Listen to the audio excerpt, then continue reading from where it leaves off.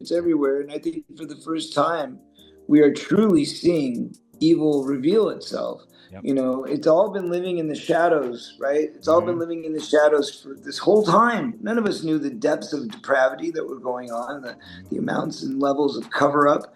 Yep. But it's all coming out. Whether they like it or not, it's going to happen. Great, Mike. Thanks for having me. So what we're seeing is apparently not everything. We've got indications from the Department of Justice that there are things that are going to be withheld, at least, or handed out at a later date. Now, the law in this case that was passed by Congress. There's a moment where everything shifts. And it doesn't start with headlines or breaking news. It starts quietly, with a document sitting in plain sight, not leaked, not hidden behind some paywall, filed within a real federal case connected to Ghislaine Maxwell. And inside that complaint, a name appears that most people never expected to see tied to anything like this: Kris Jenner, along with references to her family. The document itself is messy. The writing isn't polished, parts of it feel incomplete, and even the person filing it admits they don't have proof for every claim. But here's what makes it impossible to ignore. It exists inside an official system. It hasn't been erased, it hasn't been dismissed publicly, and it hasn't triggered any visible investigation either. That creates a strange tension, because when something this serious appears in a legal context, even if unproven,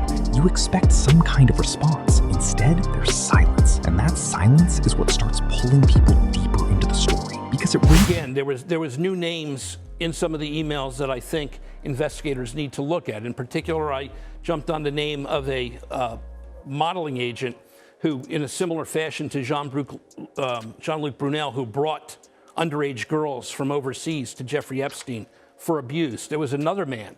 What was interesting about this other individual is that he also apparently provided young models for Donald Trump's modeling agency. Might exist, only for later statements to walk those claims back or contradict them entirely. In a separate moment, a federal judge publicly ruled that the department had made misleading statements in a related matter, which only added to public skepticism. So now you have a situation where a serious complaint exists, but it's being held by an institution that some people already don't fully trust. That doesn't prove the complaint is true, not even close, but it changes how people interpret the silence around it. Instead of assuming nothing is there, many start wondering whether information is being filtered, delayed, or handled strategically. And that uncertainty spreads fast, because once credibility starts to crack, even small inconsistencies feel bigger than they are, which leads directly into why one particular reaction suddenly mattered more than anyone expected. Because when someone like Joe Rogan reacts in an unusual way, people notice. This isn't someone who got pulled into the Epstein world unknowingly.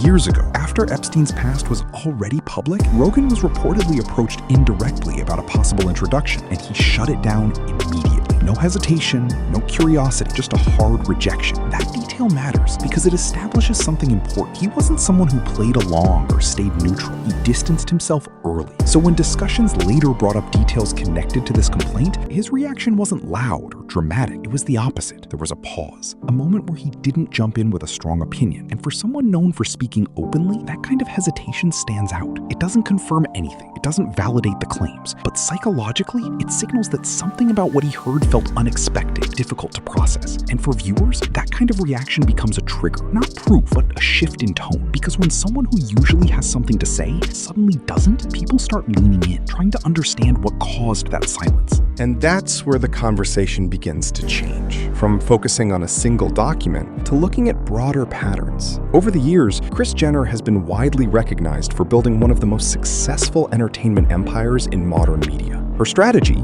at least publicly, has always centered around positioning, placing her family in front of massive audiences, connecting them with influential figures, and turning visibility into business power. That's not controversial in itself, it's branding. But when people start analyzing it through a different lens, especially in the context of the Epstein case, they begin drawing comparisons. Not direct accusations, but structural similarities. The idea of access, who gets it, who controls it, and what comes from it. Again, there is no verified evidence linking these systems directly, but humans are wired to look for patterns, especially when multiple high-profile networks appear to overlap in timing, influence, and proximity to power. And once that lens is applied, it becomes difficult for some viewers to separate coincidence from connection. That doesn't make the theory true, but it explains why it spreads and why it keeps resurfacing whenever new information appears. Positioning. Placing her family in front of massive audiences, connecting them with influential figures, and turning visibility into business power. That's not controversial in itself, it's branding. But when people start analyzing it through a different lens, especially in the context of the Epstein case, they begin drawing comparisons. Not direct accusations, but structural similarities. The idea of access, who gets it, who controls it, and what comes from. Again, there is no verified evidence linking these systems directly, but humans are wired to look for patterns, especially when multiple high-profile networks appear to overlap in timing, influence, and proximity to power. And once that lens is applied, it becomes difficult for some viewers to separate coincidence from connection. That doesn't make the theory true,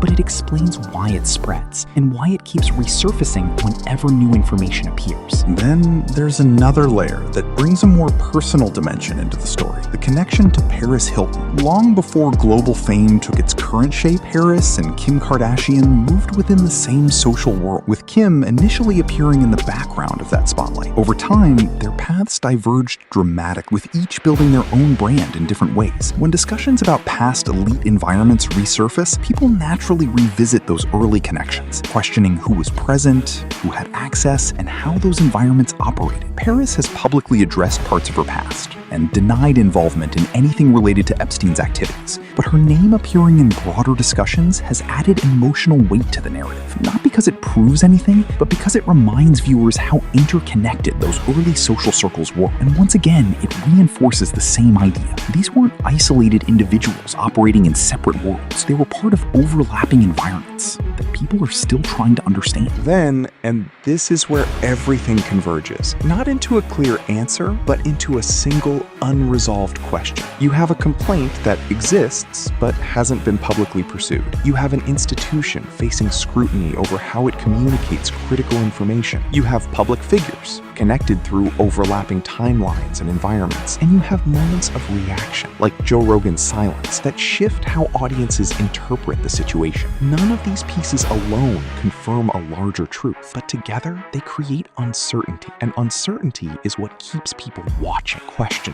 and waiting. Because at the center of all this isn't just one claim. It's the feeling that there are gaps in the story that haven't been filled yet. Whether those gaps are meaningful or not is still unknown. But until they're addressed clearly and directly, the conversation doesn't end. It just keeps evolving, with each new detail adding another layer to a story that still feels unfinished. And this is where everything converges, not into a clear answer, but into a single unresolved question. You have a complaint that exists, but hasn't been publicly pursued. You have an institution facing scrutiny over how it communicates critical information. You have public figures connected through overlapping timelines and environments. And you have moments of reaction, like Joe Rogan's silence, that shift how audiences interpret the situation. None of these pieces alone confirm a larger truth, but together they create uncertainty. And uncertainty is what keeps people watching, question, and waiting. Because at the center of all this isn't just one claim, it's the feeling that there are gaps in the story that haven't been filled yet. Whether those gaps are meaningful or not is still unknown, but until they're addressed clearly and directly, the conversation doesn't end.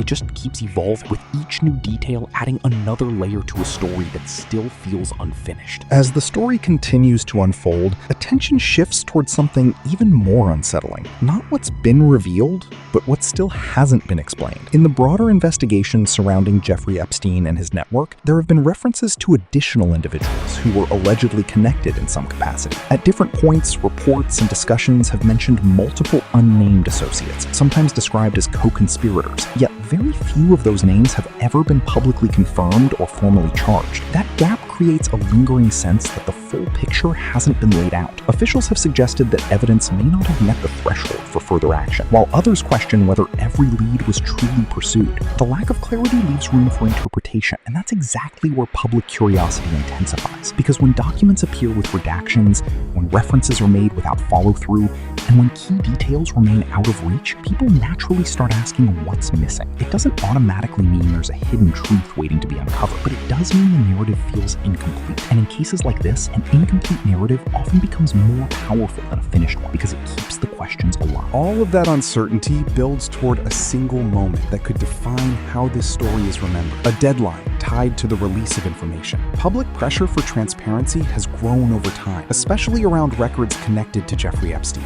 And with that pressure comes expectation. When officials suggest that more documents may be made available, it creates a sense that answers could finally be within reach. But expectations can be complicated. Previous releases have sometimes included large volumes of material without fully addressing the biggest questions, leaving people to sift through details that don't necessarily provide clarity. At a certain point, stories like this stop being about a single document, a single complaint, or even a single name, and begin transforming into something far more complex and difficult to contain. What starts as a question tied to one filing gradually expands into a broader conversation about patterns, perception, and the way information moves through the public. When people first hear about a claim, their instinct is to evaluate whether it is true or false. But as more layers appear, different reactions, shifting narratives, partial disclosures, that simple question becomes harder to answer. Instead, the focus shifts towards something less concrete, but more powerful, whether the overall picture feels complete. And in this case,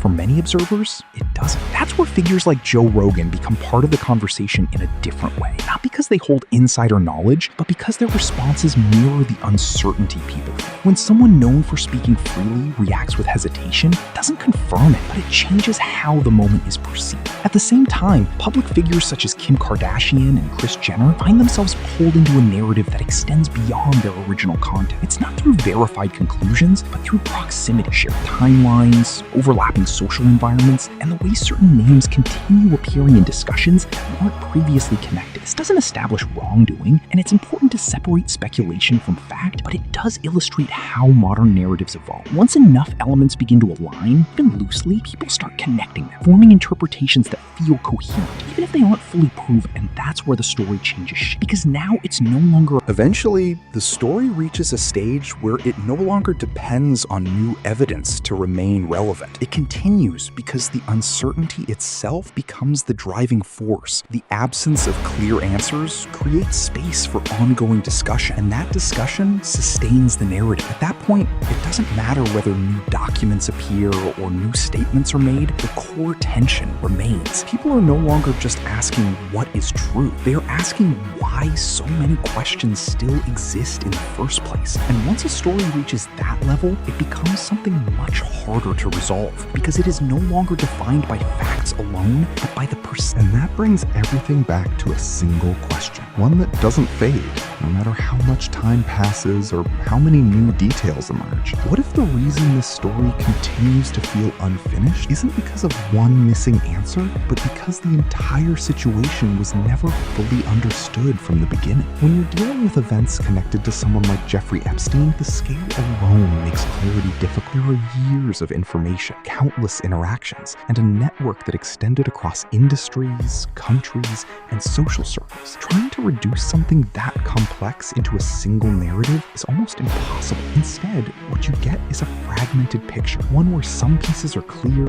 others are disputed, and many are still missing entirely. That fragmentation creates a unique kind of tension. On one hand, there are confirmed facts that establish a foundation for understanding what happened in certain areas. On the other, there are gaps that leave room for interpretation, speculation, and ongoing debate. And when those gaps involve high-profile individuals or institutions, the impact becomes even. And that brings everything back to a single question, one that doesn't fade, no matter how much time passes or how many new details emerge. What if the reason this story continues to feel unfinished isn't because of one missing answer, but because the entire situation was never fully understood from the beginning? When you're dealing with events connected to someone like Jeffrey Epstein, the scale alone makes clarity difficult. There are years of information, countless interactions, and a network that extended across industries, countries, and social circles. Trying to reduce something that complex into a single narrative is almost impossible. Instead,